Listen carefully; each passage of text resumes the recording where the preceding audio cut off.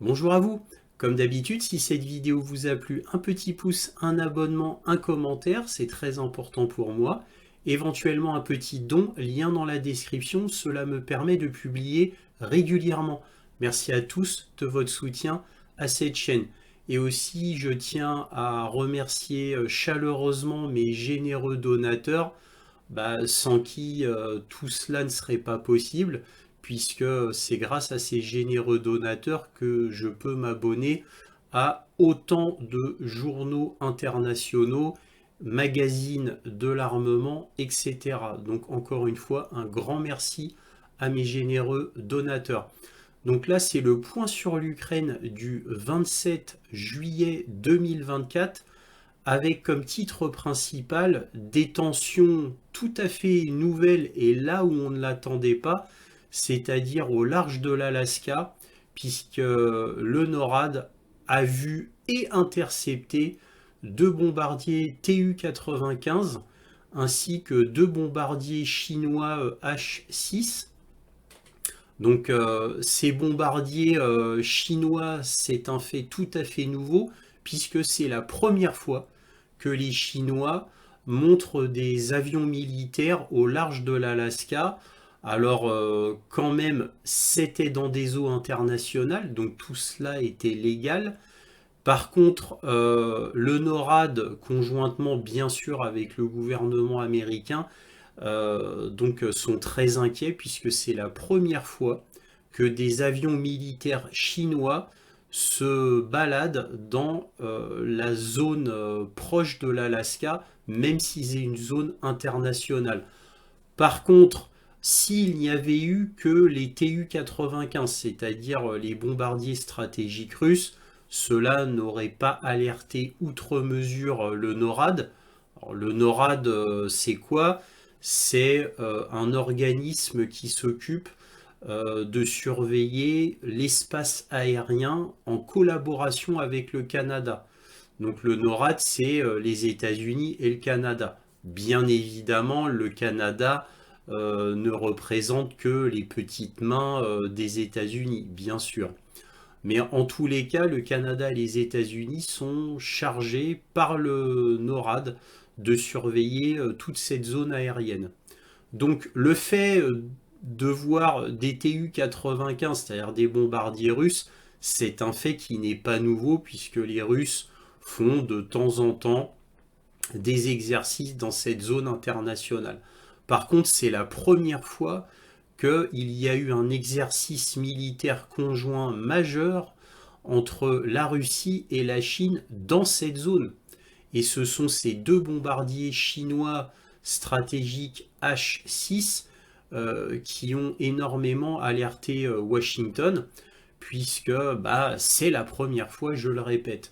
Et étant donné le contexte international en Ukraine, à Taïwan, eh bien tout cela est de fort mauvais augure concernant Washington, puisqu'ils y voient là une alliance tout à fait profonde, exceptionnelle entre la Russie et la Chine.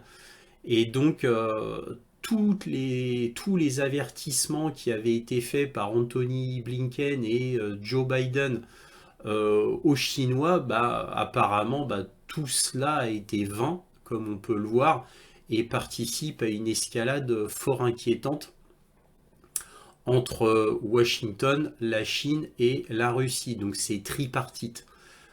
Et Washington doit en tirer les conclusions. Ça veut dire que la Chine doit être dorénavant vue comme un allié absolument complet vis-à-vis de la Russie. Donc là, on change tout à fait de schéma géopolitique mondial, puisque cela suit l'exercice militaire majeur qu'il y a eu à la frontière Biélorussie, Pologne, Ukraine, un exercice majeur Biélorusse-Chine, et tout cela fait suite précédemment à des exercices majeurs maritimes entre la Russie et la Chine au large du Japon, à l'ouest du Japon. Donc tout cela est très inquiétant pour l'Occident, donc Washington, et montre que les liens en effet entre la Russie et la Chine sont, comme le précisait Vladimir Poutine et Xi Jinping, sans limite. Et ça, les deux chefs d'État l'ont répété à plusieurs reprises que leurs liens étaient sans limite.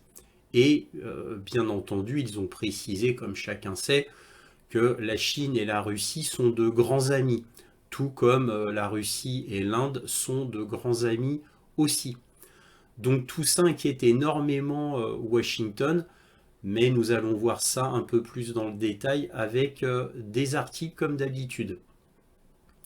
Autre information importante, c'est de manière concomitante les États-Unis qui se sont aperçus que la Chine avait des liens extrêmement forts concernant le commerce électronique et en particulier des microprocesseurs. Et dernièrement, cela a été évalué à 4 milliards de dollars uniquement concernant la vente de microprocesseurs par la Chine à la Russie. Et nous allons voir un article très intéressant puisqu'on apprend dans cet article que beaucoup de ces microprocesseurs utilisés par les militaires russes sont américains. Énormément de puces américaines se retrouvent chez les militaires russes, tanks, missiles, etc. Washington le reconnaît, mais apparemment, quand on lit l'article, eh bien, on s'aperçoit que Washington est complètement impuissant, puisque ces échanges se font grâce à des sociétés écrans et dont les principales se trouvent à Hong Kong. On va voir tout cela, bien entendu, comme chacun sait, la Russie passe par plusieurs truchements, la Turquie, l'Azerbaïdjan, l'Inde, la Chine et d'autres pays plus petits. Mais ces pays-là sont les principaux pourvoyeurs de matériel interdit à la Russie, matériel normalement sous sanction. Et bien entendu, tous ces pays-là en profitent largement puisqu'ils boostent énormément leur commerce extérieur avec la Russie et comme ils font énormément de gains, bien entendu, ils ne sont que trop heureux d'ignorer les sanctions soi-disant imposées à eux par Washington. Bien entendu, Washington ne peut rien imposer du tout, ce ne sont que des recommandations. Dans certains pays de l'Occident, Washington peut faire plier ses alliés, puisque les alliés, bon, bah, comme chacun sait, sont des vassaux, voire des esclaves de Washington. Ce n'est pas le cas de ces pays qui ont conservé une souveraineté, une dignité et une fierté nationale. Ce qui n'est pas le cas, par exemple, des pays européens, à quelques exceptions près. Voilà. Et nous allons voir aussi le général Sierski, donc le chef d'état-major qui a remplacé Valéry Zaloujny, Valéry Zaloujny dont on n'a plus entendu parler depuis des mois, on peut dire presque un an. Eh bien, Valéry Zaloujny, vous vous souvenez, c'est l'ex-chef d'état-major qui a été promu, entre guillemets. En fait, il a été viré par Zelensky, vu qu'ils étaient en désaccord sur absolument tout. Et pour éviter, on va dire, un casus belli au sein même de la population ukrainienne, vu que Valéry Zaloujny était assez populaire en Ukraine, je dis bien assez, hein, pas énormément, juste assez populaire, parce que la propagande a été tellement forte en Ukraine pendant un an et demi que bon bah Zaloujny avait une petite popularité. Bon, pour éviter des dissensions au sein de la population ukrainienne, il l'a viré, mais pas avec perte et fracas, puisqu'il l'a viré et il lui a donné un poste d'ambassadeur ukrainien à Londres afin de le calmer et qu'il évite de faire un coup d'État dans son dos. Je ne suis pas sûr que Valéry Zaloujny ait abandonné ce but. Mais bon, tout ça, ce sont des hypothèses, bien entendu.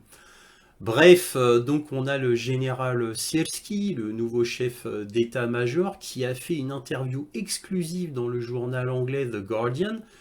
Et dans ce journal anglais, ah là là, en gros titre, on apprend que il sait qu'il va gagner la guerre et surtout il sait comment il va la gagner cette guerre. Donc on a un très long article qui nous surprend puisque Selski commence par un long monologue où il dit toute la supériorité de l'armée russe sur l'armée ukrainienne. Il nous dit que l'armée russe a une supériorité complète aérienne, de l'artillerie, qu'il a beaucoup plus d'hommes que lui, beaucoup plus de moyens, beaucoup plus de drones, beaucoup plus d'obus. Mais, attention, attention, la Russie a 3 fois plus de pertes que les Ukrainiens, malgré tout ce qu'il a dit avant. Hein. Il a 3 fois, les Russes ont 3 fois plus de pertes. Et quand le journaliste lui demande, ouais, mais alors, avec toute cette supériorité russe à tous les niveaux, bah, comment vous allez faire pour gagner la guerre? Et là, le général Sielski répond, c'est un très grand secret, mais on va récupérer tous les territoires et on va gagner cette guerre. Quoi? Il dit pas on va gagner cette guerre, il dit on a un plan réaliste pour pouvoir gagner cette guerre. Nuance. Voilà, donc on va voir ça évidemment en regardant cet article avec beaucoup d'attention parce que vous verrez à quel point en réalité l'article est complètement ridicule, mais nous allons regarder ça ensemble bien sûr. Alors, autre nouvelle intéressante, bah, on apprend que les pertes ukrainiennes sont tellement gigantesques que ça cause des problèmes économiques à l'Ukraine.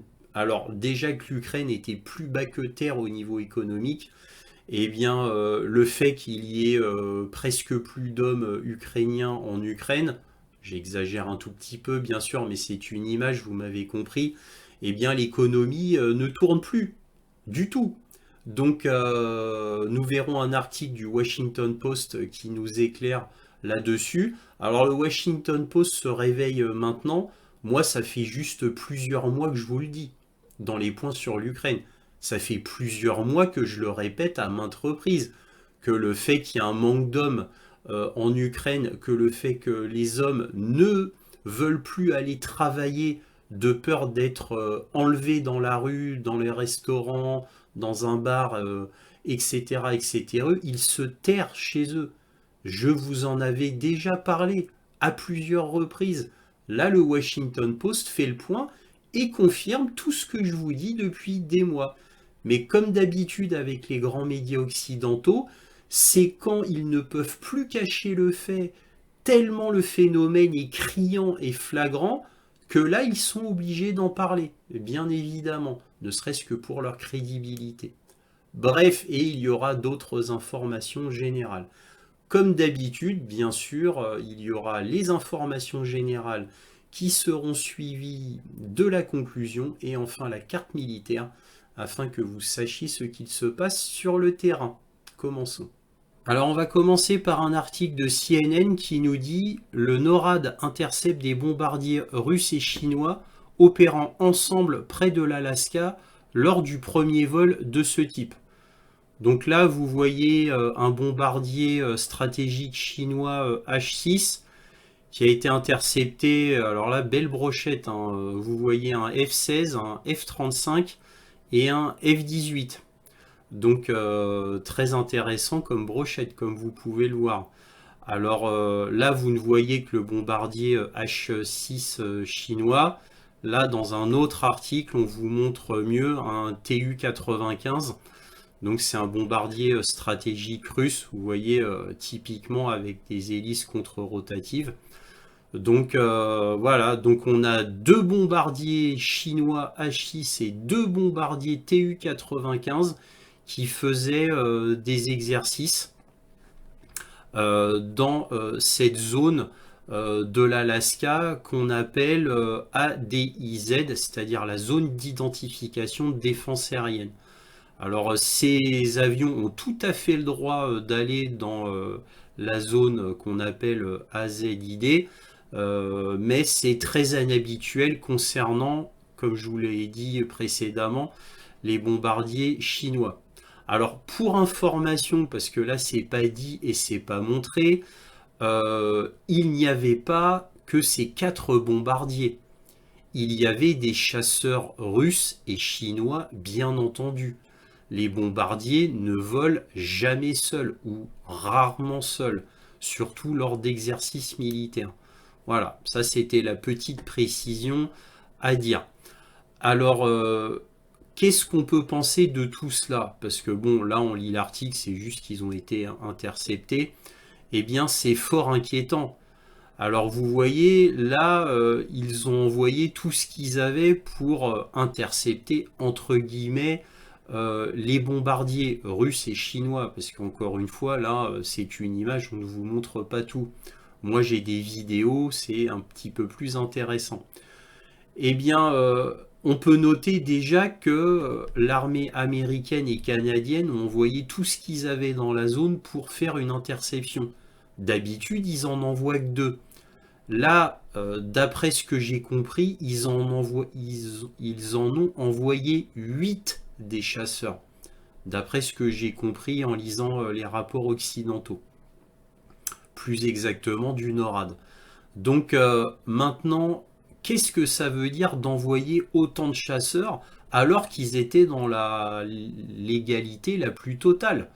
Bah, c'est pour montrer à la Russie et à la Chine, et peut-être même principalement à la Chine, c'est ah bah vous montrez vos muscles, bah nous aussi on va montrer nos muscles, et c'est pour ça qu'on va déployer tout un tas de chasseurs juste pour dire coucou, on est là et qu'on est une puissance. Voilà, c'est juste ça. Mais ce qui n'est pas dit dans aucun article que j'ai pu lire occidentaux, je dis bien occidentaux, vous allez me dire j'en ai pas lu beaucoup concernant cela, j'en ai lu 3, j'ai lu le Washington Post, le New York Times et CNN. Mais aucun article ne précise le pourquoi de cette opération conjointe entre la Russie et la Chine. Il n'en parle pas. Il dit juste, voilà, c'est une tension importante, c'est un cran au-dessus, c'est une escalade. On a droit à tout un tas de qualificatifs, mais comme toujours, on n'a jamais la profondeur, on n'a jamais le pourquoi. Eh bien, moi, je vous le dis, le pourquoi, et qui est une évidence en réalité, c'est tout simplement pour montrer que la Chine est totalement alliée avec la Russie. Alors maintenant, vous allez me dire, mais pourquoi la Chine s'allie si profondément avec la Russie alors qu'au début, elle était plus ou moins neutre? Bon, plus ou moins neutre, ça c'était pour les médias occidentaux. Elle l'a jamais été. Bien sûr qu'elle a aidé la Russie dès le début, mais c'était une aide qui était beaucoup plus diplomatique, politique que vraiment matérielle. Mais très tôt, dans le début du conflit, elle a aidé la Russie principalement pour des petits équipements et pour de la main-d'œuvre pour les usines russes, militaires russes. Voilà, ça c'est la vérité. Au début du conflit, c'était comme ça. Après, cela a été crescendo. La Chine a aidé de plus en plus la Russie et de manière massive. Et là, on a le signe absolu qui suit un autre signe extraordinaire dont je vous ai parlé il y a quelques semaines, c'est-à-dire le grand exercice militaire Biélorussie-chinois à la frontière polonaise et ukrainienne, dont je vous ai parlé il y a peu de temps. Et là, juste après cela, on a des bombardiers chinois avec la Russie. Bon, même si c'est dans une zone d'identification, malgré tout, que c'est légal, que c'est dans les zones internationales, le problème c'est que l'Occident n'a jamais vu d'avion militaire, quel qu'il soit, dans cette zone. C'est une première historique. Donc, et en plus, 2 bombardiers stratégiques H-6, avec bien entendu 2 bombardiers Tu-95 stratégiques russes, faisant des exercices militaires conjoints. Donc évidemment, on comprend que l'Occident ben là, va se poser des questions sur la guerre en Ukraine. Parce que là, déjà, on disait qu'avec l'exercice Biélorussie-Chine, avec des milliers d'hommes chinois, des milliers de soldats chinois en Biélorussie, ça voulait dire que la Chine allait intervenir conjointement sur le terrain militaire avec la Russie.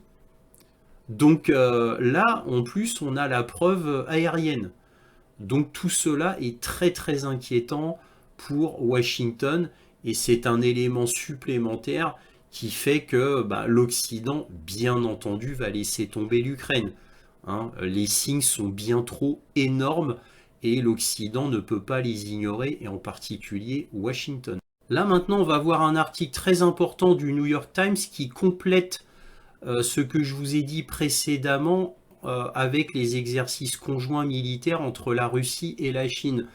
Donc on a vu qu'il y avait un partenariat militaire. Bon, tout le monde sait qu'il y a un partenariat technologique et commercial énorme entre la Russie et la Chine. Mais par contre, ce qu'on sait moins, c'est concernant le fait que la Russie arrive à se procurer des microprocesseurs en très grand nombre et surtout des microprocesseurs américains. Alors, et pas que chinois. Donc là, on a un article qui est extrêmement intéressant et qui complète, encore une fois, je le répète, c'est très important, le partenariat très profond à tous les niveaux de la Russie et de la Chine. Donc là, que peut-on lire? Le flux illicite de technologie vers la Russie passe par cette adresse de Hong Kong. Donc là, on va vous montrer une société écran qui est à Hong Kong, mais ce n'est pas le plus important. En dépit des sanctions, la Russie a obtenu près de 4 milliards de dollars de puces électroniques contrôlées depuis le début de la guerre en Ukraine. Alors, bon, traduction, c'est 4 milliards de puces électroniques qui étaient normalement sous sanctions, mais qui sont quand même passées. Une grande partie de ces puces ont été expédiées par l'intermédiaire d'un groupe de sociétés écrans à Hong Kong. Alors, on va pas lire tout l'article qui est vraiment absolument énorme. Hein. L'article est énorme, énorme. Ils vont vraiment dans le détail. Nous, on va lire que le plus important. Alors, déjà, je vous ai montré le titre. Maintenant, on va lire les choses importantes. Donc là, il y a un graphique qui a été donné par le New York Times. Donc là, on a les dates. Là, on a en centaines de millions de dollars. Que lit-on? Le boom des puces électroniques américaines en temps de guerre. Des chaînes d'approvisionnement se sont rapidement formées dans les mois qui ont suivi l'invasion de l'Ukraine par la Russie. Des millions de dollars de puces américaines étant acheminés vers des entreprises russes pour alimenter des missiles et d'autres technologies. Et là, vous voyez la date de l'invasion, là où a commencé l'opération militaire spéciale, hein, au 24 février 2022. Et là, regardez, hop, donc là, petite baisse. Et surtout là, regardez la courbe exponentielle qui finit fin juillet. On a une courbe exponentielle de vente de microprocesseurs américains qui finit en Russie. Donc c'est énorme.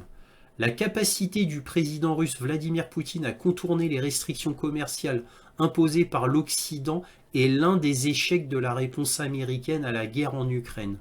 Loin de se retrouver isolée économiquement, la Russie est sortie de plus de 2 ans de conflit renforcée dans ses attaques contre l'Ukraine.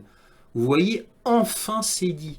Ce que je vous dis depuis plus de 2 ans, c'est-à-dire que les sanctions n'ont fait que renforcer la Russie, enfin c'est dit ici et carrément dans le New York Times. Enfin, puisque moi je vous le dis presque toutes les semaines dans les points sur l'Ukraine. Donc ça c'est très bien qu'ils s'en rendent compte, mais un peu tard. Les importations technologiques russes commencent par les fabricants de puces électroniques américains qui vendent leurs produits à des distributeurs internationaux. Les fabricants de puces électroniques ne sont pas légalement tenus de suivre la destination de leurs marchandises à partir de là.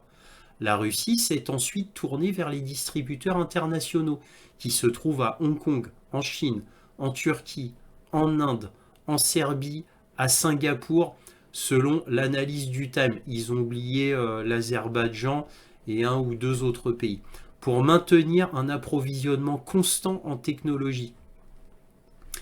Dans un communiqué, le ministère chinois des Affaires étrangères a déclaré qu'il n'avait fourni ni armes ni équipements à aucune des parties impliquées dans la guerre en Ukraine. Les États-Unis devraient réfléchir à leurs responsabilités dans la crise ukrainienne plutôt que de se dérober à leurs responsabilités envers la Chine, a déclaré le ministère chinois. Avec une capacité de production nationale limitée, les États-Unis n'ont d'autre choix que de continuer à envoyer des puces en Chine pour la fabrication, l'emballage et l'assemblage. Le vent a tourné, a déclaré Elina Rybakova, économiste au Peterson Institute for International Economics, un groupe de réflexion basé à Washington. Ah, c'est bien qu'il s'est dit en français là. D'habitude, on voit think tank à chaque fois. Think tank, c'est groupe de réflexion. Très bien. Nous avons perdu le contrôle de la production des puces électroniques. Donc ça, c'est l'Amérique qui a perdu le contrôle de la production des puces électroniques. Le missile de croisière à longue portée KH-101 tiré sur Kiev était chargé de composants électroniques provenant de fabricants de puces électroniques américains qui étaient soumis à des contrôles commerciaux selon l'Agence nationale ukrainienne de prévention de la corruption. Vous imaginez? Et là on parle du KH-101. C'est le missile de croisière vedette de la Russie. Et on peut dire le plus gros missile. Je vous rappelle que le KH-101 a deux types. Il y a le KH-101 classique qui a une portée d'environ 4500 km et qui a entre 400 et 450 kg d'explosifs. Et le KH-101 qui a moins d'un an, le deuxième type, et qui lui a 800 kg d'explosifs, mais qui ne peut faire au maximum que 2000 km. Voilà, donc ça c'est le missile de croisière le plus utilisé par les Russes contre l'Ukraine. Et pourtant il est bourré de puces électroniques américaines. Voilà. Alors là on vous dit que, bon je l'ajoute, l'une des puces les plus importantes est le Field Programmable Gate Array, donc FPGA, qui est fabriqué par AMD et Intel. Voilà, et on s'aperçoit que ce circuit est très utilisé pour les alarmes incendie, modem internet, missiles, drones, pour traiter les données à la vitesse de l'éclair. Sa vente en Russie est interdite. Ouais, ça c'est la théorie. Et que lit-on ici? L'accès de la Russie à la technologie de pointe des États-Unis et des pays partenaires sera interrompu, avait déclaré à l'époque Thea Rosman-Kendler, secrétaire adjointe au commerce. Les entreprises occidentales ont rapidement quitté la Russie, mais pas leurs produits. La Russie a rapidement réorienté ses chaînes d'approvisionnement en recherchant des pays et des ports amis disposés à accueillir ces navires. Des plateformes de transbordement ont fait leur apparition en Turquie, aux Émirats arabes unis et au Maroc. Le gouvernement américain a imposé des sanctions aux entreprises et aux particuliers de ces pays. La Chine est devenue le principal fournisseur de semi-conducteurs de la Russie. Selon Semiconductor Industry Alliance, 29% de tous les semi-conducteurs transitent par la Chine. Texas Instruments, qui fabrique les puces utilisées dans les drones Shahed et Lancet, deux des drones militaires les plus meurtriers de la Russie. Alors Shahed, les occidentaux, les médias bien sûr continuent d'appeler les drones Shahed. En fait c'est les Geranium 2, les Geran 2 en russe. Le Geran 2 c'est les Geranium 2. Voilà, c'est comme ça que les Russes les appellent, mais les occidentaux continuent à appeler Shahed parce que comme ça nous rappelle l'Iran, parce que il venait d'Iran. Alors je rappelle que les Géranium 2 sont fabriqués en Russie sous licence iranienne, hein. Bref, donc les puces utilisées dans les drones Shahed et Lancet, deux des drones militaires les plus meurtriers de Russie, possèdent une usine d'assemblage et de test de puces dans la ville de Chengdu, au centre de la Chine. Micron Technology, un autre fabricant américain de puces, assemble des puces à Xi'an, une des villes les plus grandes de Chine. Voilà, donc voilà ce qu'on pouvait dire de cet article qui est très très long, mais qui est très intéressant. Donc vous voyez que le partenariat Russie-Chine est extrêmement profond, et on a vu en parcourant l'article que bien d'autres pays participent donc à cet écoulement de microprocesseurs et d'autres technologies bien sûr, et ce flux va vers la Russie. La Russie a une économie qui est, au moment où je vous parle, florissante, qui ne cesse de s'améliorer avec le temps. Eh bien, les pays qui ne sont pas pro-américains sont très heureux de faire de juteuses affaires avec la Russie. Et bien évidemment, la Russie est très heureuse de leur acheter, bien entendu. Donc, toutes les sanctions occidentales, in fine, ne servent strictement à rien. Et malheureusement, toutes les grandes têtes occidentales, les grands cerveaux occidentaux comme Bruno Le Maire, si on veut parler de la France, eh bien c'est des gens comme Bruno Le Maire qui décident de la stratégie occidentale, hein, parce que il y a des Bruno Le Maire dans tous les grands pays occidentaux, hein. Et voilà, quand on a des gens aussi savants que notre Bruno Le Maire dans le monde entier, eh ben voilà ce que tous ces Bruno Le Maire arrivent à avoir comme résultat, c'est-à-dire un effet complètement inverse de ce qu'ils voulaient avoir. Bravo à eux.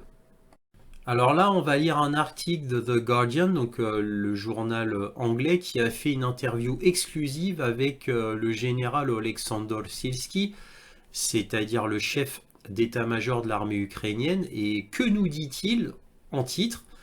Je sais que nous allons gagner, et comment? Le général ukrainien sur le renversement de situation face à la Russie. Alors on va pas tout lire, parce que l'article est très très long, comme vous pouvez le voir. Donc j'ai surligné des choses importantes. Là, Syrskyi est le nouveau commandant en chef de l'Ukraine. Sa tâche, peu enviable, est de vaincre une armée russe plus nombreuse. 2 ans et demi après le début de l'offensive de Vladimir Poutine, il reconnaît que les Russes disposent de bien plus de ressources. Ils ont plus de tout, de chars, des véhicules de combat d'infanterie, des soldats. Leur force d'invasion initiale de 100 000 hommes est passée à 520 000, a-t-il dit, avec un objectif d'ici fin 2024 de 690 000 hommes. Les chiffres pour l'Ukraine n'ont pas été rendus publics. Tiens, tiens. En ce qui concerne l'équipement, le rapport est de 1 pour 2 ou 1 pour 3. En leur faveur, a-t-il déclaré. Depuis 2022, le nombre de chars russes a doublé de 1700 à 3500. Les systèmes d'artillerie ont triplé et les véhicules blindés de transport de troupes sont passés de 4500 à 8900. L'ennemi a un avantage significatif en termes de force et de ressources, a déclaré M. Syrskyi. Par conséquent, pour nous, la question de l'approvisionnement, la question de la qualité est vraiment au premier plan. C'est cette supériorité de l'homme et de la machine qui explique les récents événements sur le champ de bataille. Depuis l'automne dernier, les forces armées ukrainiennes ne cessent de reculer. L'un de ses premiers actes, lorsqu'il a pris ses fonctions en février 2024, en remplacement de Valéry Zaloujny, aujourd'hui ambassadeur d'Ukraine au Royaume-Uni, a été d'ordonner le retrait de ses troupes de la ville orientale d'Avdiivka. Ce retrait a coïncidé avec une interruption de 6 mois dans l'approvisionnement des armes des États-Unis. Alors ça m'a vraiment fait rigoler, parce que faut pas oublier que Sierski, c'était le général en chef des troupes terrestres et le superviseur suprême de l'immense bataille de Bakhmout, qui s'appelle maintenant Artyomovsk, puisque c'est un nom russe maintenant. Et donc celui-là, ce Sierski, avait été nommé le boucher lors de la bataille de Bakhmout, qui a duré 9 mois, je vous le rappelle. Parce que il obéissait aveuglément à Zelensky. Zelensky, il disait fallait tenir à coûte que coûte Bakhmout. Zelensky a suivi. Je vous rappelle que c'est à ce moment-là que Valéry Zaloujny, à 3 reprises, a fait des interviews dans The Economist pour dire qu'il n'était pas d'accord avec ça. Et c'est pour ça qu'il a été renvoyé et qu'il a été remplacé par Sierski. Donc, évidemment, pour éviter de faire bis repetita, parce que Sierski, il a définitivement pris le surnom de boucher, parce que ça suit Mariupol. À Mariupol, c'était fallait à tout prix garder. À Bakhmout, à tout prix. Et ça a été une boucherie totale. Avdiivka, avant qu'il demande le retrait des troupes d'Avdiivka, c'était quand Avdiivka allait être complètement prise par les Russes à 100%. Et c'est que quand ces troupes ont déserté Avdiivka, malgré les ordres de Sierski, qui suivaient ceux de Zelensky, qui disaient qu'il ne fallait pas abandonner un pouce d'Avdiivka, et bien quand des troupes entières ont fui Avdiivka malgré les ordres de Sierski, c'est là, dos au mur, qu'il a dit qu'il fallait faire un retrait. Bah oui, il commençait à y avoir plein de mutineries dans Avdiivka. Et manque de bol pour lui, on va dire, pour la petite histoire, moi je vous avais montré dans les points sur l'Ukraine, dans des plus anciens, lors de la bataille d'Avdiivka, des interviews de commandants ukrainiens qui disaient non, nous on s'en va, nos chefs sont partis depuis longtemps d'Avdiivka, ils nous ont laissé tomber, eh bien nous on va pas rester longtemps dans la ville, hein, on va les suivre, hein, parce que déjà nos chefs nous ont abandonnés. Alors vous voyez un peu l'ambiance euh, au sein des militaires concernant l'Ukraine, comment c'était déjà à l'époque, hein. Vous voyez? Donc ça, quand j'ai vu ça, ça m'a fait rire, quoi. Alors attendez, c'est pas fini, vous allez rire encore plus fort. D'autres sont récemment arrivés. Les Russes continuent cependant de s'emparer de champs et de villages dans l'est du Donbass, en utilisant des bombes larguées par avion pour se frayer un chemin. Ils ont englouti le territoire au nord-ouest d'Avdiivka, en direction de la ville de garnison de Pakrovsk, et ont assiégé la colonie perchée de Tchassivial. En mai, les forces russes ont ouvert un nouveau front dans la région de Kharkov, en prenant d'assaut la ville de Vovchansk. C'est la fameuse ligne de front Lipsy-Vovchansk. L'Ukraine avait anticipé cette attaque.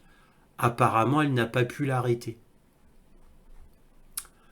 Dans l'ensemble, Sierski a cherché à replacer les récents revers dans leur contexte. Il a décrit les victoires rampantes de la Russie comme des victoires tactiques, des gains locaux plutôt qu'une percée opérationnelle, comme la capture d'une grande ville.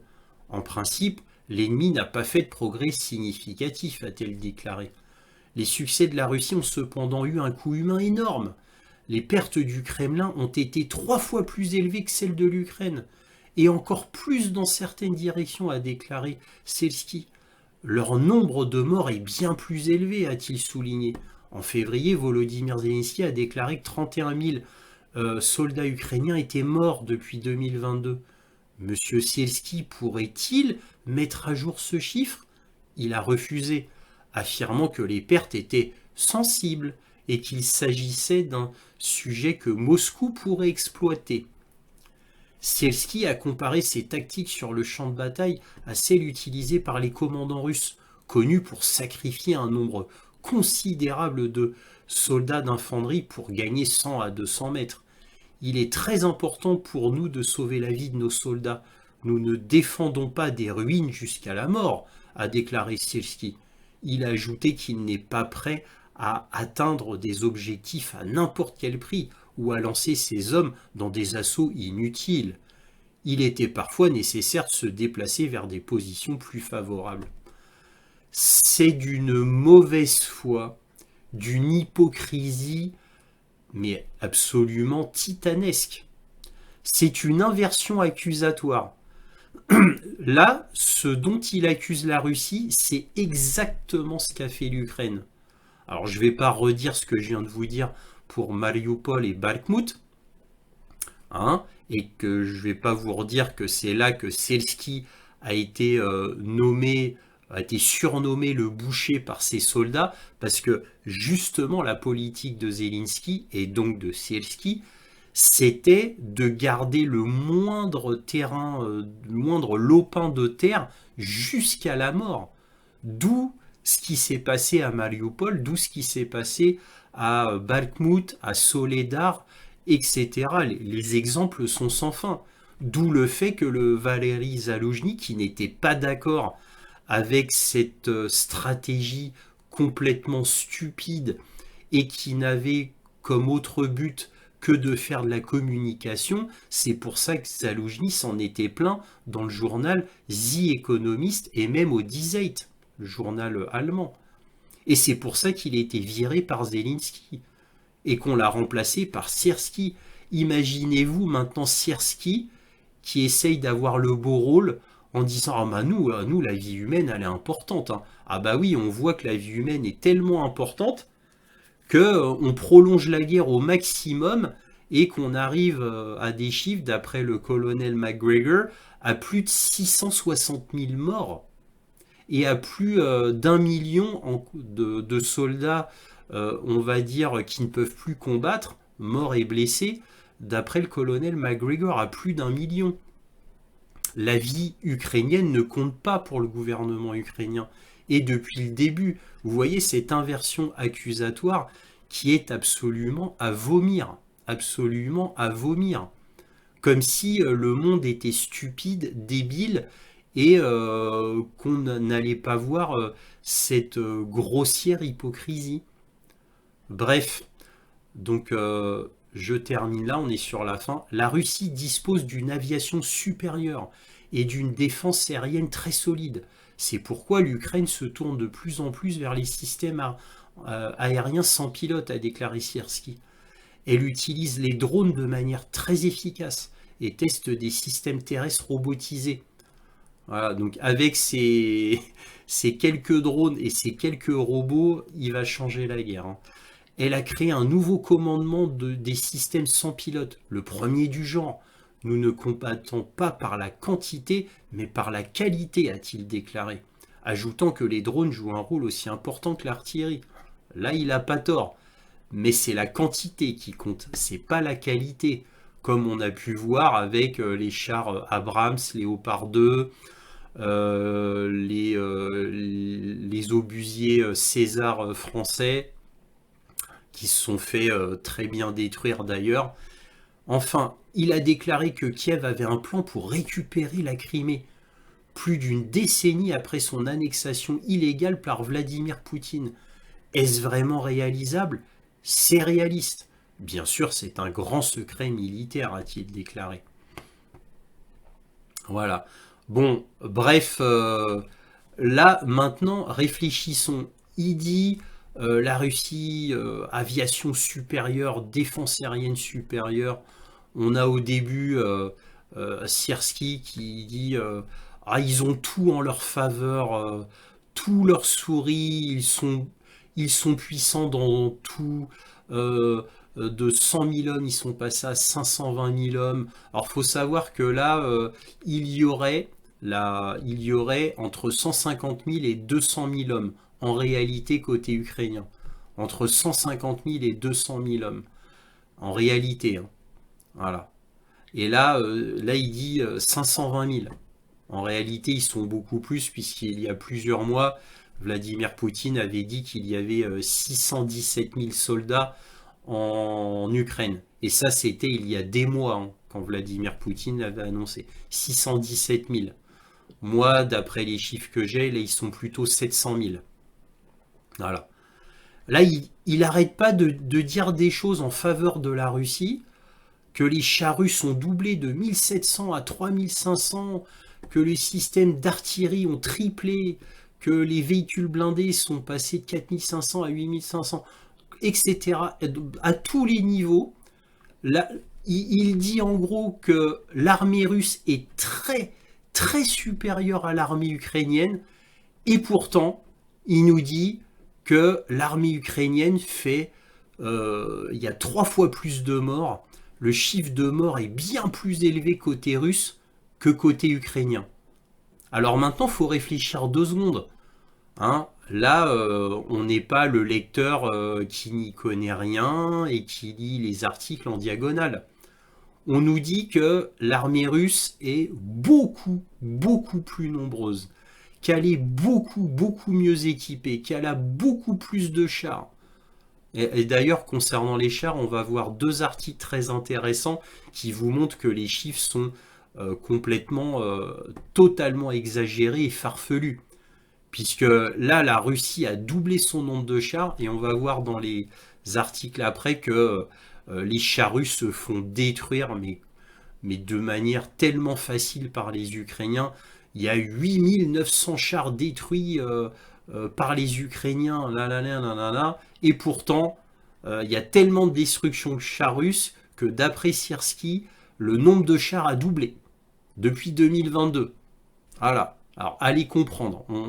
C'est d'une contradiction totale. Mais on va regarder ça en chiffres dans les articles après. Bref, artillerie triplée, etc. Et pourtant, l'Ukraine fait 3 fois plus de morts côté russe. Alors comment? Bah, on a envie de lui dire, mais comment? Comment? Tu nous dis que les Russes sont ultra puissants, que toi, tu es très faible par rapport aux Russes, que tu n'as que la qualité. Tu as des beaux drones et tu as des futurs robots dotés d'intelligence artificielle.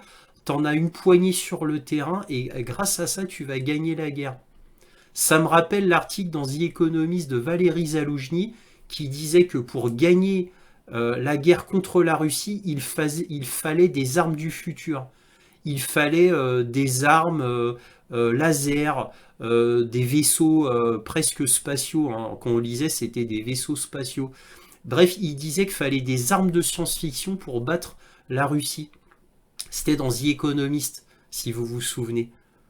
Voilà. Et donc là, on a on a Sierski qui nous fait plus ou moins le même discours. Avec nos nouveaux drones et nos engins robotisés dotés d'IA, on va renverser la situation. Et il nous dit à la fin, je peux pas vous dire hein, comment on va tout faire, mais on a un plan pour récupérer tout, gagner la guerre. Mais ouais, c'est réaliste mon plan, mais je peux pas vous dire, hein, c'est un secret militaire. Bah oui, je me doute. En fait, c'est tellement secret, son plan, que je suis sûr qu'il n'existe pas, bien évidemment. Et c'est pour ça que ce Sierski, officiellement, il l'a dit dans The Kyiv Independent, un grand journal ukrainien, je vous l'ai montré la semaine dernière, c'est lui qui propose une capitulation. Et là, dans The Guardian, là, 2 semaines après, j'ai un plan pour gagner la guerre. Moi, mon avis, et j'arrête là parce que je commence à être un peu trop long sur cet article, mon avis, c'est que Sierski, faut pas oublier qu'il est né en Russie. Il est russe, ce gars-là. Pour moi, vu ce qu'il a fait à Mariupol et à Bakhmout, je serais pas étonné que ça soit une taupe du FSB. Qu'en fait, il ait trahi l'Ukraine et qu'il fait tout ça pour détruire l'Ukraine. En fait, il fait tellement n'importe quoi, Sierski, que je serais pas étonné. Bon, évidemment, là, peut-être que je dis n'importe quoi. Mais en fait, il est tellement nul, il dit tellement n'importe quoi, que je serais pas étonné qu'il travaille en fait pour la Russie. Je dis ça, je dis rien. Alors on va finir les informations générales par un dernier article de Newsweek qui date du 20 juin 2024 qui nous dit la Russie se rapproche d'un sombre jalon en matière de perte de chars. Donc là, on va voir ce que disent différentes sources. Les forces russes en Ukraine ont perdu près de 8000 chars depuis le début de l'invasion à grande échelle de Moscou, selon les chiffres publiés jeudi par l'armée ukrainienne. Donc d'après l'armée ukrainienne, les Russes ont perdu 8000 chars environ. Là, on voit en février l'Institut international d'études stratégiques, IISS basé à Londres, a déclaré que les pertes de chars avaient dépassé les 3000. Là, encore une autre source, fin avril, le ministre britannique des Forces armées, Leo Docherty, a déclaré que les estimations britanniques évaluaient les pertes des principaux chars de combat russes à près de 3000. Donc vous notez que l'armée britannique et IISS ont à peu près le même chiffre, donc on va dire 3000. Et la perte totale des véhicules blindés russes s'élevant à plus de 10 000. Alors la perte totale des véhicules blindés russes, c'est-à-dire les chars et les véhicules blindés de transport de troupes. Et donc les véhicules blindés légers. Donc en tout 10 000. Donc on a l'armée ukrainienne qui dit 8 000 et IISS dit 3 000 et l'armée britannique dit près de 3 000. Donc on va dire 3 000. Donc vous voyez un peu la différence. Vous voyez comment il faut comprendre à chaque fois les chiffres donnés par Kiev, qui sont toujours complètement débiles, puisque l'armée russe n'a jamais eu 8000 chars de toute manière. Alors vous allez me dire, oui, mais il y a ceux qui ont été remplacés, etc. Mais même comme ça, les Russes produisent environ 120 chars par mois. On parle des T-90M. Ça, c'est les chiffres que j'ai eus il y a à peu près 7 ou 8 mois. Ils arrivaient à produire environ 120 chars par mois. C'est une fourchette basse puisque c'est ce que disent les Occidentaux.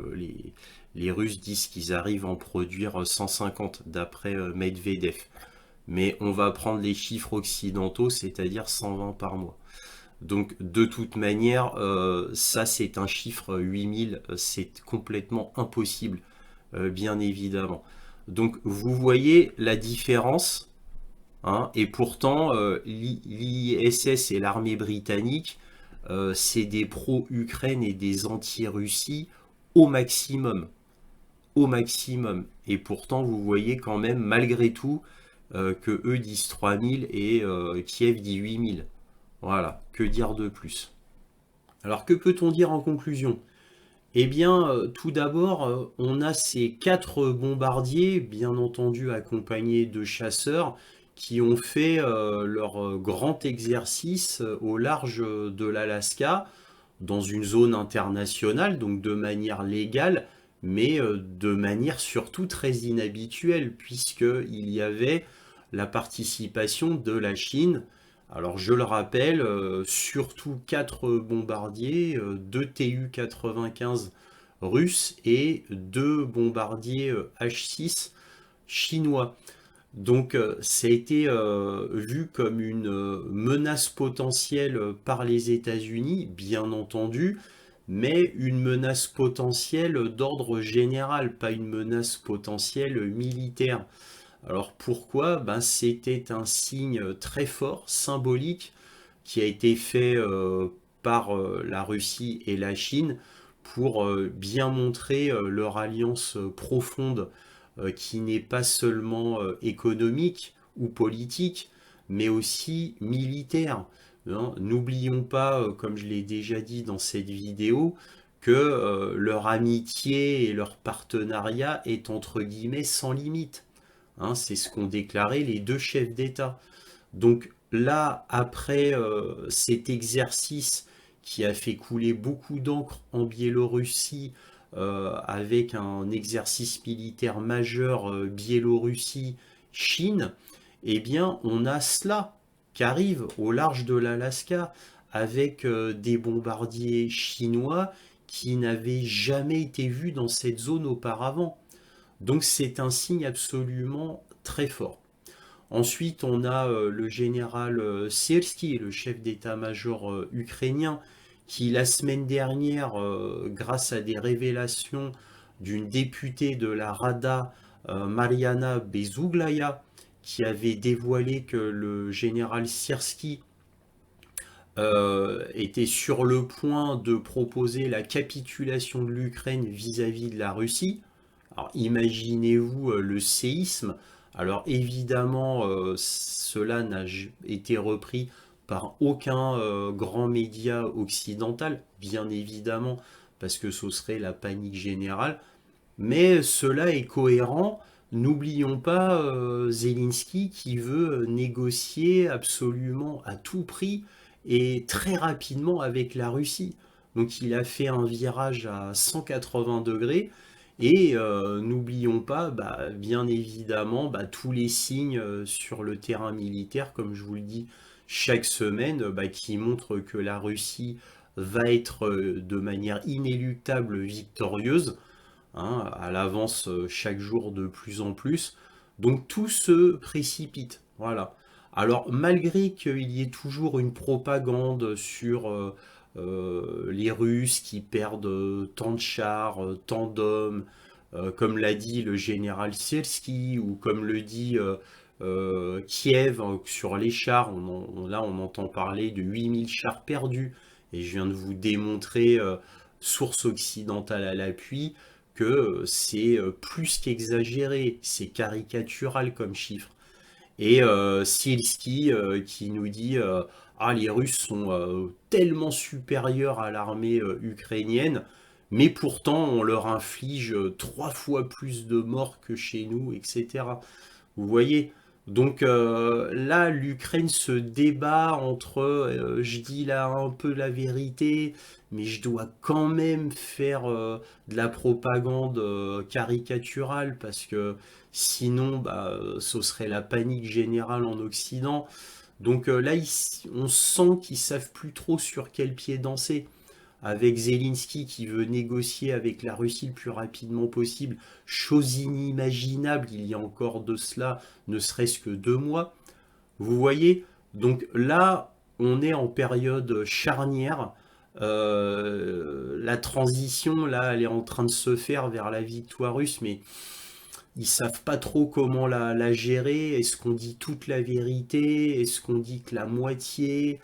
Est-ce qu'on dit n'importe quoi, mais on dit un peu la vérité pour pas passer pour complètement irréaliste ou menteur carrément? Voilà, donc c'est très très difficile pour le côté ukrainien comment gérer les événements, comment les annoncer au monde à chaque fois que quelque chose arrive qui est invariablement en faveur du côté russe. Je comprends que ça soit très délicat entre faire tourner la propagande et garder une certaine crédibilité. Bref, voilà ce que je pouvais dire en conclusion. Passons à la carte militaire. Alors voici la carte militaire. On va commencer par le sud comme d'habitude. Les Ukrainiens ont fait une attaque de missiles sur un ferry près du pont de Kerch dans le port de Port-Kavkaz. Ici, ça a fait un mort. Voilà. Mais sinon, le pont de Kerch en lui-même n'a pas été touché. C'est juste le ferry. Donc évidemment, c'est une attaque qui ne sert strictement à rien. Les Russes, eux, ont fait une attaque sur le Danube, sur le port d'Izmaïl. Alors l'attaque, là, par contre, elle a fait très mal, puisque je pense que c'est un dépôt d'essence, mais d'après les images TikTok, ça a fait un énorme incendie. Donc je sais pas, dépôt de munitions, dépôt d'essence, le rapport ne le dit pas. Mais en tout cas, bon, c'est une cible militaire et quand on voit les images, ça fait comme un énorme incendie. En tout cas, voilà, attaque sur le Danube par les Russes. Toujours par les Russes, une attaque sur Odessa concernant un bâtiment qui aurait fait plusieurs dizaines de morts. Et d'après les rapports russes, ce serait soit des mercenaires britanniques et français, soit des véritables soldats britanniques et français. Alors maintenant, on ne saura pas la vérité évidemment, ou peut-être dans très longtemps. En tous les cas, on ne saura pas la vérité, ça c'est certain. Alors, maintenant, sur le front sud, concernant le Dniepr, j'ai pas entendu qu'il y ait des tentatives de traversée par l'Ukraine. En tout cas, là, cette semaine, ça a été relativement calme. Évidemment, dans la région d'Orerov, bah, ça bataille toujours dur, hein, comme d'habitude, mais rien de spécial à dire. Là où ça commence à devenir intéressant, c'est au nord d'Ougledal. Là, il y a eu une avancée russe relativement importante sur Konstantinivka. Donc là, la ville qui est assez importante, hein, bah, commence à être prise, hein. La semaine dernière, les Russes étaient là, ils ont fait une grosse avancée, on peut dire. Là, il y a une reprise de l'avancée russe ici, alors que c'était calme depuis quelques temps. Donc là, ils sont en train d'avancer vers Kourakovier. Alors, je vous rappelle que Kourakovier, c'est l'endroit, le dernier endroit où il y a des obusiers César qui bombardent les civils de Donetsk, hein. Je dis ça comme ça, hein. Donc ça fait maintenant plus d'un an et demi que les canons César bombardent Donetsk, uniquement des civils. Je rappelle, puisqu'il y a rien de militaire là dans Donetsk. Il n'y a rien de militaire. À l'extérieur, oui, mais dans la ville, rien de militaire. Donc je rappelle, les obusiers César sont ici et bombardent Donetsk. Donc là, il y a une bonne avancée russe. Là aussi, il y a une bonne avancée russe. Ils étaient là la semaine dernière. Donc évidemment, la ville de Krasna-Rivka bah, va tomber. Là, c'est imminent, hein. Donc c'est comme la ville de Maskilinivka, ça va tomber aussi, hein. Il ne reste plus grand-chose, hein. Donc les gros villages bah, tombent les uns après les autres. Là aussi, dans la région vers Pakrovsk, hein, cette région très très importante, bah, les Russes ont fait des avancées vraiment notables. Vous pouvez voir les lignes de front de la semaine dernière. Donc Novoselivka a été complètement prise. Là, deux petites villes ont été prises. On a Progress qui a été prise et Vovchnie qui a été prise. Donc, et là, les Ouvastivki qui a été prise donc complètement, totalement. Donc, énormément de prises de petites villes ou de villes moyennes par les Russes qui avancent inexorablement vers Pakrovsk. Alors, je l'avais entouré d'un triangle rouge parce que c'est les points les plus importants là pour les Russes, les cibles vraiment à prendre. Ici c'était à noter parce que c'est extrêmement rare. Là, les Russes sont légèrement avancés concernant la prise de New York qui va bientôt être complètement prise. Ils ont fait une légère avancée, je ne l'ai pas noté parce que c'est trop petit pour le noter, mais ils avancent, hein.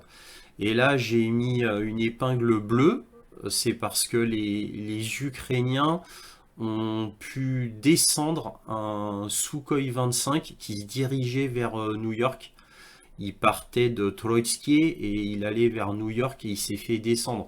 Donc là, un coup réel et avéré, je dis bien avéré, des Ukrainiens, ils ont vraiment descendu un Sukhoi 25.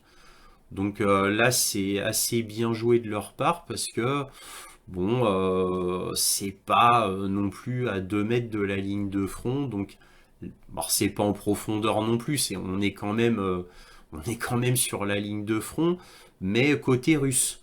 Donc, pas côté ukrainien. Donc, bon, bah là, c'est un bon coup bien joué de la part des Ukrainiens. Alors là, il y a eu une avancée aussi vers Toretsk, hein, parce que encore une fois, je mets un triangle rouge quand c'est des zones importantes. Bon, évidemment, Pakrovsk, c'est beaucoup plus important que Toretsk, parce que Toretsk, c'est tout petit, mais c'est très important malgré tout. Donc là, ils ont fait une avancée. Donc en faisant l'avancée, ils ont pu prendre Zalijnie pour se diriger vers Toretsk. Je vous rappelle qu'en triangle rouge, c'est des points importants, des verrous importants. Chassiviar, il n'y a rien qui s'est passé. Là, c'est moi qui aurais dû les supprimer. Il n'y a rien qui s'est passé sur Chassiviar.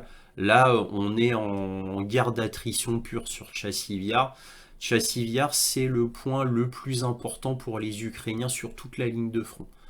Alors je le rappelle, c'est quand même très très important. C'est le plus important verrou de la ligne de front présentement, Chassiviar. Donc là, il y a toutes les forces possibles et inimaginables de l'Ukraine qui se dirigent vers Chassiviar. Donc c'est une marée humaine qui se fait détruire en permanence. C'est absolument terrible ce qu'il se passe sur Chassiviar. Alors pourquoi c'est le plus grand verrou, pour l'instant plus important qu'Ougledar? Bah, c'est parce que ça permettrait aux Russes de se diriger vers Kramatorsk et Slaviansk, deux grandes villes.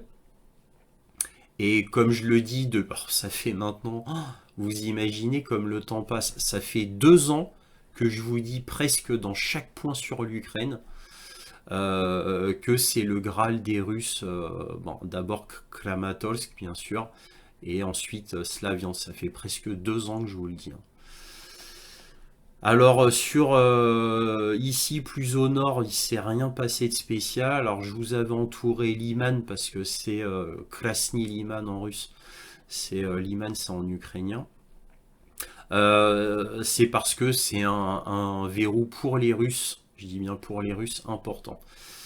Ça, j'aurais dû le supprimer. Voilà. Sinon, il ne s'est pas passé grand-chose sur le front dans le nord. Sur Kupiansk, les Russes avancent toujours, mais pas assez pour que je le note. Alors ça veut dire que... Alors ça fait quoi? 3 semaines à peu près qu'ils avancent et que ça vaut pas le coup pour que je le note. C'est pour vous dire que là, ça se joue en quelques dizaines de mètres.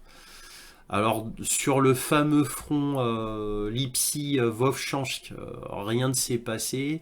Alors il y a eu une bonne avancée relative hein, quand même par rapport à Vovchansk, mais là rien ne s'est passé de vraiment notable. Et enfin je finirai sur Kharkov. Là, au nord-ouest de Kharkov, il y a une base de tanks qui a été détruite par les Russes. Donc ça a fait très très mal côté ukrainien parce que là, on parle de beaucoup de tanks. Alors, j'ai pas les chiffres exacts, mais d'après les images que j'ai vues, on parle d'une bonne quinzaine de tanks qui auraient été détruits. Alors les images que l'on voit sur Telegram, c'est un drone doté d'intelligence artificielle qui au fur et à mesure cercle de verre chaque tank qu'il voit.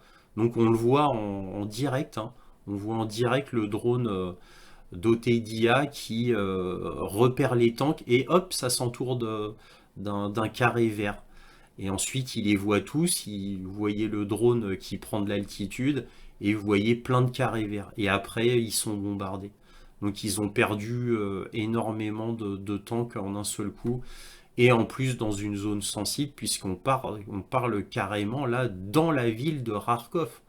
On parle de la ville de Kharkov, pas de l'oblast, mais de la ville. Donc un gros coup dur pour les Ukrainiens. Alors comme vous pouvez le voir, c'est toujours au même endroit que les Russes avancent inexorablement. Ils n'arrêtent pas de prendre des petites villes ou des gros villages. Donc ça n'arrête pas. Voilà ce qu'on pouvait dire sur la carte militaire. Voilà, si cette vidéo vous a plu, n'oubliez pas un petit pouce, un abonnement, un commentaire, c'est important pour moi. Éventuellement un petit don, lien dans la description, cela me permet de publier régulièrement.